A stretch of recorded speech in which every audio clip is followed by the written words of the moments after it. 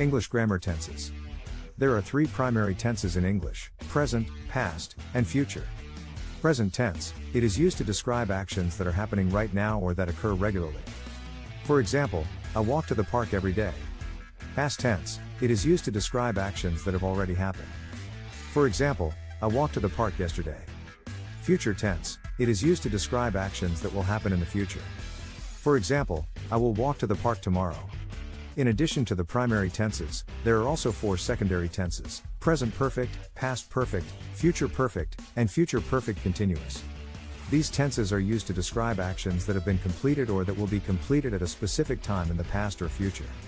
Understanding tenses is important because it helps you to communicate clearly and accurately about the timing of actions and events. By using the correct tense, you can convey when something happened or will happen in relation to the present or another time.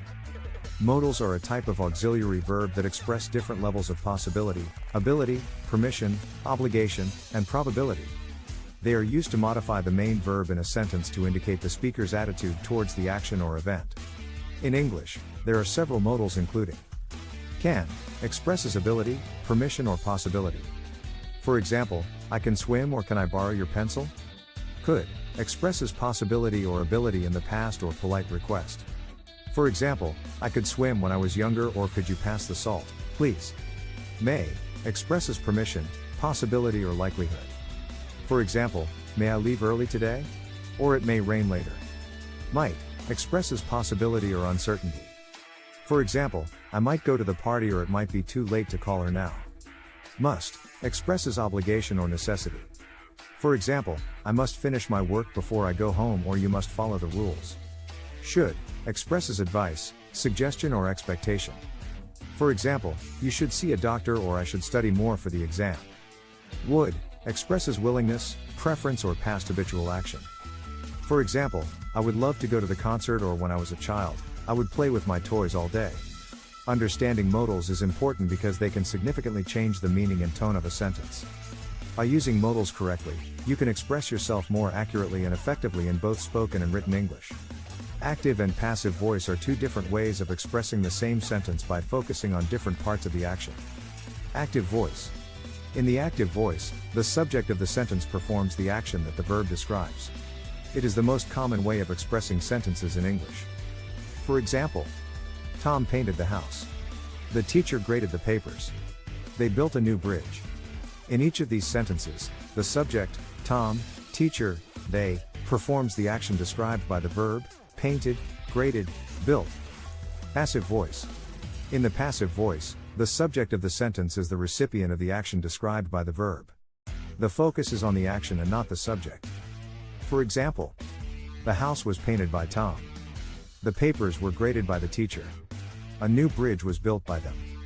In each of these sentences, the subject, house, papers, bridge, receives the action described by the verb, painted, graded, built. The agent who performs the action Tom, teacher, they, is placed at the end of the sentence or left out entirely. The passive voice is often used when the identity of the agent is unknown, unimportant, or to shift the focus of the sentence away from the agent to the action being performed. It is important to note that using the passive voice can sometimes result in unclear or awkward sentences, so it's important to use it appropriately and when it is necessary to do so. Subject-verb agreement, also known as subject-verb concord, refers to the requirement that the subject and the verb in a sentence must agree in number, which means they must both be either singular or plural. The basic rule is that a singular subject takes a singular verb, while a plural subject takes a plural verb. For example, the dog barks. Singular subject, singular verb. The dogs bark. Plural subject, plural verb. However, there are some exceptions to this rule. Collective nouns. Collective nouns are words that refer to a group of people, animals, or things as a single entity, such as team, family, or herd. Depending on the context, they can take either a singular or plural verb. For example, the team is playing well. Singular verb. The team are arguing with each other. Plural verb. Indefinite pronouns. Indefinite pronouns refer to a nonspecific or unknown noun, such as everyone, someone, or anyone. Depending on the context, they can take either a singular or plural verb. For example, everyone is here. Singular verb. Someone has left their bag behind. Singular verb. Compound subjects, when two or more subjects are joined by and, they take a plural verb. For example, John and Mary are coming to the party. Plural subject, plural verb.